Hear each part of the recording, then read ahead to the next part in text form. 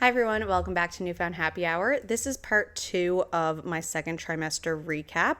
In the first part, I kind of just went on a bit of a rant about all of my feelings towards pregnancy in the second trimester and lessons that I learned and symptoms that I had, and just overall how people have a lot to say and a lot of opinions about how people live during pregnancy. So anyway, I kind of talked about all of that the first time, like things that you should not say to pregnant people, especially commenting on their bodies in any way, shape, or form other than positive comments. And asking them if they're having twins is not a positive comment. So there were like 10 people who wrote in and said that that was something that people always said to them when they were pregnant that they didn't quite like. And I've heard that as well from a few different people. So I think we should just stop making comments on people's bodies in general, but specifically pregnant people, for sure, don't make comments about their body unless it's something positive. So I also did a part 1 and 2 for my first trimester tips, and I talked about all the things that I bought and all the things that I was learning and also all the appointments that I had. And I don't have a family doctor, so that was a learning experience. But I will go over all of the appointments that I had in the second trimester. Starting with, I do still get my lashes done. This is something that someone told me you might not be able to do when you're pregnant because you're not supposed to lie on your back. But this is something that you can still do. You can lie on your side and have your head tilted a certain way. My lash girl said that she actually has appointments for people right up until they give birth. And the thing with lying on your back that I learned is that you can lie on your back, but it can reduce blood flow. And it seems like if it does do that, you will like have symptoms, like you'll feel lightheaded or like tingly or whatnot. So that wasn't too much of a issue for me like I thought it would be. I still get my lashes done with no issue. Something else that I did, which I'm not sure if I talked about in the first trimester recap, was I started getting prenatal massages. That really helped. My lower back has been not great. So that's definitely helped, and I will keep doing that. And at the same place, I also started going to pelvic floor physio. So I had one appointment with her, I think, at the very beginning of my second trimester. And she gave me different exercises to do that will help with birth and healing and all of those things. And essentially you just do that until you're farther along in your third trimester. And then they'll see you again for like perineal massages and things like that. But they also assess your pelvic floor. So that was helpful to kind of know where I was at, like at a starting point. I mentioned this last episode, but I did continue with therapy. So I had another appointment with my therapist where I mostly just cried because I was just overwhelmed with nothing in particular, just all the things at once. But that was very helpful, and I have another appointment with her soon, so I'll keep seeing her throughout my pregnancy. I kind of mentioned this last episode too, but I did see a dermatologist because I noticed I had some moles that were, I don't know if they were changing or not. It's hard to tell because my body is changing.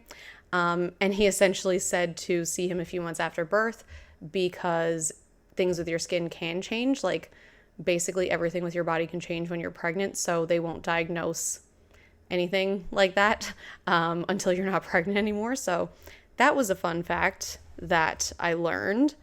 I also got a doula. I think I did mention that in the first trimester. I still haven't met her. We've been trying to meet, but I had a cold a few different times in the past few months, and then she was sick, and I feel like everyone was sick the past couple months, so we still do have to meet, but I'm excited to like get started on my birth plan and kind of see what things she suggests to do to prepare for birth. I've still been having my prenatal appointments, so I don't have a family doctor. I'm seeing the prenatal clinic on Pippi Place, and that has been pretty good overall. The last person I saw is a nurse practitioner. She said that she could keep us on as like our regular care after I give birth, which is normally not what they do. They normally just see you for 6 weeks after birth and then you're kind of on your own again. But she said she would keep seeing us as a family, so that is definitely a bit of a relief.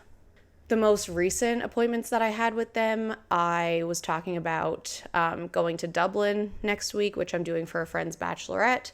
where they said that there's no issues whatsoever in doing that. Thankfully, it's normally the end of your third trimester that they say that you shouldn't fly. So got that all sorted. I also got some UTI medication just in case that did happen when I was on my trip, because that's something that they definitely don't want to get worse when you're pregnant. I also got a requisition for my glucose test. So that's a test that you do between 24 and I think 28 weeks to make sure that you haven't developed gestational diabetes, which is essentially diabetes that you only get while you're pregnant and it goes away after birth, which is crazy that that's even a thing. Thankfully, I do not have gestational diabetes. The test was not bad. You go in, you drink a drink. It's like a really thick Gatorade. And then you go back an hour later and get your blood drawn. So that was fine. I do know that I'm low iron, so I'm kind of waiting to get an infusion, or just to see if like I should keep taking supplements, but we'll see how that goes. And I also saw a chiropractor. I've seen chiropractors before, maybe 2 or 3 times before, when I've had different ailments with my back. I used to be in cheerleading for like 10 years of competitive cheerleading, and that kind of messed with my back. I also broke my collarbone in cheerleading, so I have some back issues because of that. But a friend of mine works for a chiropractor who specializes in pregnancy, but also in baby chiropractic. I don't know if that's the correct word. But she was saying that she can see her baby very soon after birth. Babies are really tense. This is not relating to pregnancy, but I did get my hair done the other day, and that made me feel a lot better. My hair has been growing a lot, but not really getting thicker, just kind of getting longer, which my hairdresser said is actually good, because if you don't get a lot of thickness during pregnancy, then you're more likely to not lose a lot postpartum. So I hope that that's the case. I also got a pedicure because me and my mom go every year for Mother's Day. So we took my 2 sister-in-laws, but I also needed one because I cannot reach my toes anymore, at least not comfortably. So that was nice to get done. And I won't get too into it, but I also made a sugaring appointment, and I plan to do that up until birth. That is safe to do. So that's another appointment that I made soon in the coming weeks. And the main thing I wanted to talk about was prenatal yoga. The same place where I go for my massages and my pelvic floor assessments and whatnot, they also offer prenatal yoga, but it's done by a physiotherapist, so you can actually claim it as physio for your insurance.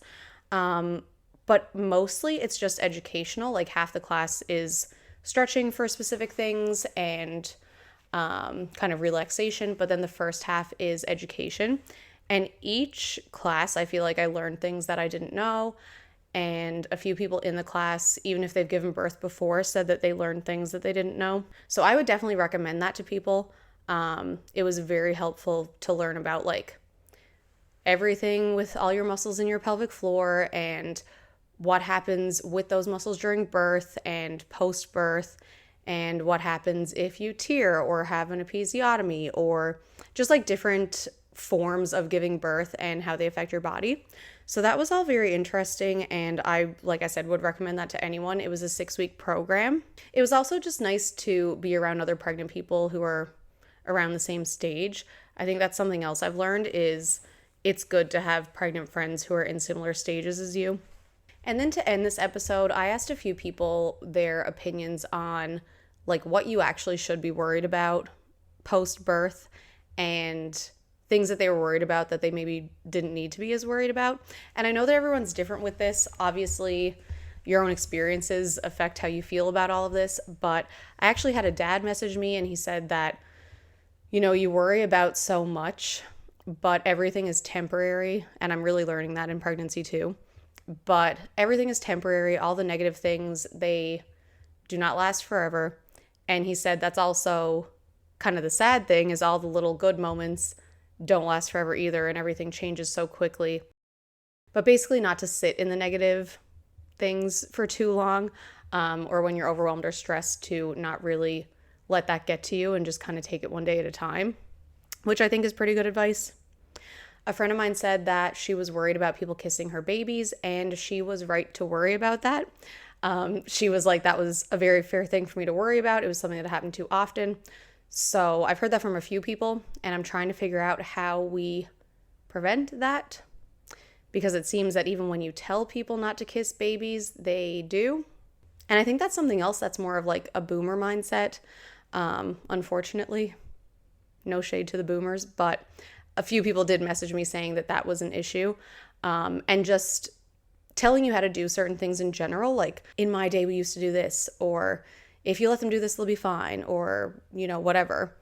And it just comes back to the whole, like, let parents make their own decisions and respect their own decisions. But yeah, that seemed to be an overall theme, was just older people kind of saying like, oh, this is fine, when it's something that you said you were not fine with, and just not respecting like certain things that you've asked of them.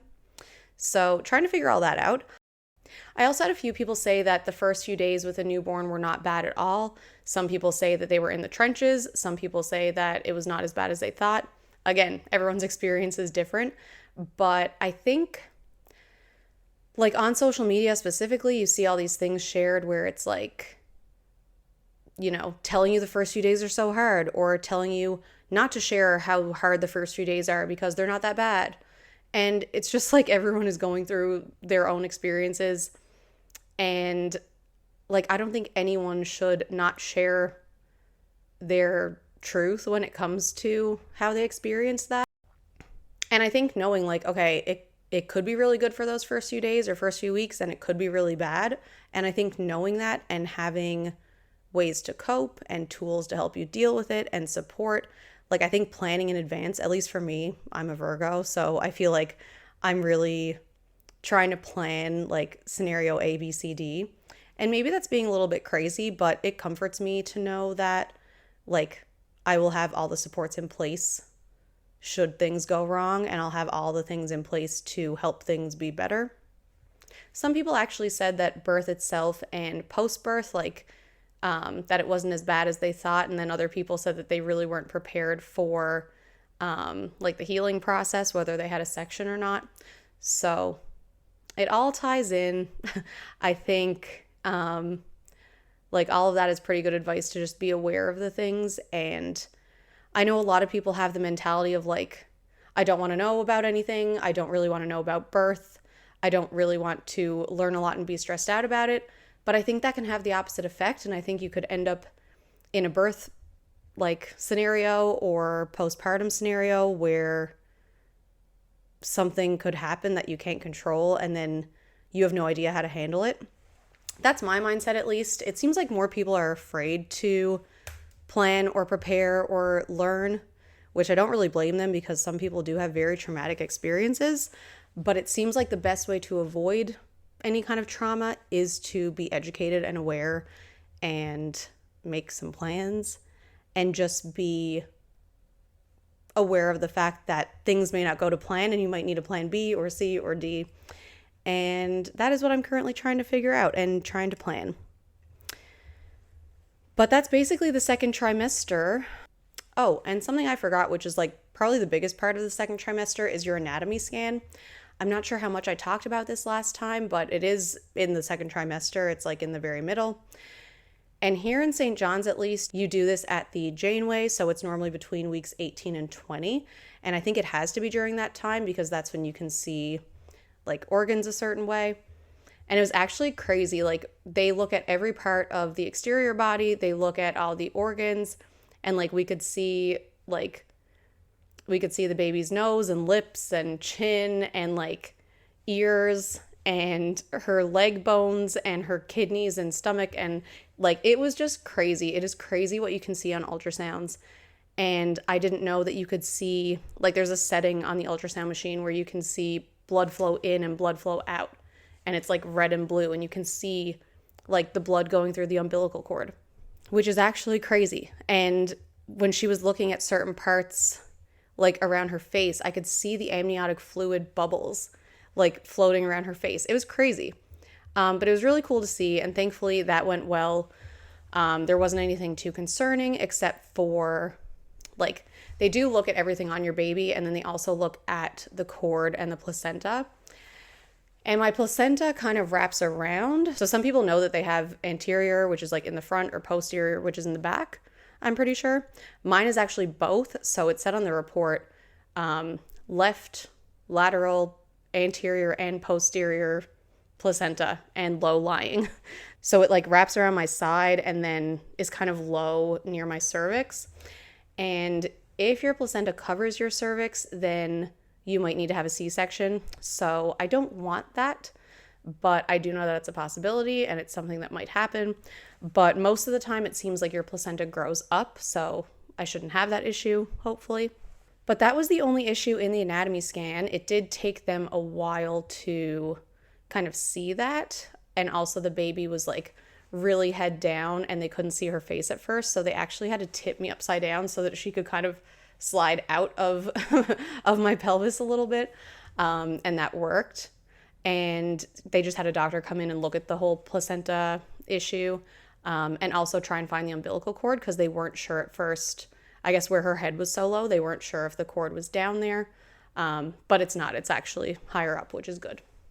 And I asked a lot of people how their anatomy scan went, and it seems like that is pretty routine. Like they do walk you through what they're doing, and if they see anything concerning, they tell you.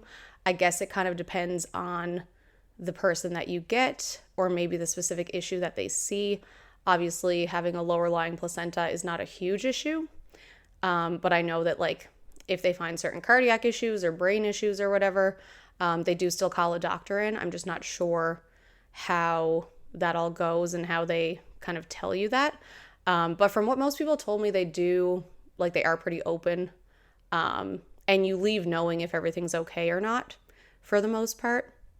And it seems like the report is up on your My Health thing within a couple of days. Mine was up, I think, later that same day. So unless there's like something intense that needs to be resolved, I think that's usually the norm. But yeah, I think that is everything. So that was my second trimester. It has been a roller coaster. It has been better than the first trimester. I hope the third is even better, but we will see. I am looking forward to maternity leave. I only have like 2 months left of work, which is nice. And I just kind of feel like even with all the things that are going on right now, like we're moving into a new house and we're packing up this place and we're getting like all the things ready for the baby and baby shower and housewarming.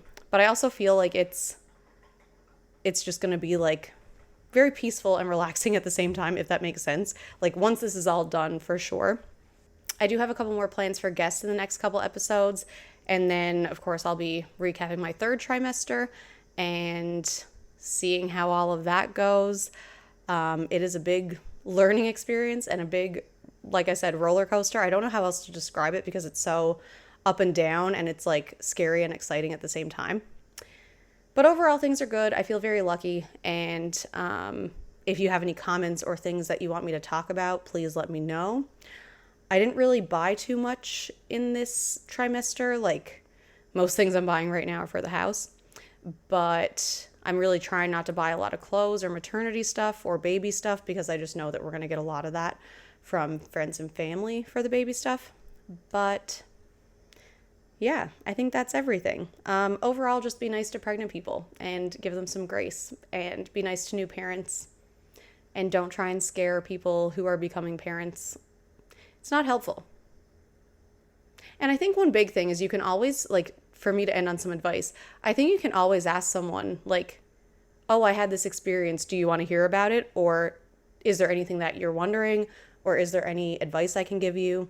Like, I think those are definitely ways that you can positively have a conversation about things that pregnant people should be aware of. But anyway, that's just my opinions. You can find me on social media at Newfound Happy Hour on Instagram, Facebook, and YouTube. Most of the episodes are on video for season 4 and 5, which is this season. I've been doing this for 5 years, which is crazy. But all the episodes are on YouTube, and that's probably the easiest place to find them. Stay tuned for more upcoming episodes. I usually do bi-weekly on Fridays, but life is busy, so it doesn't always work out that way.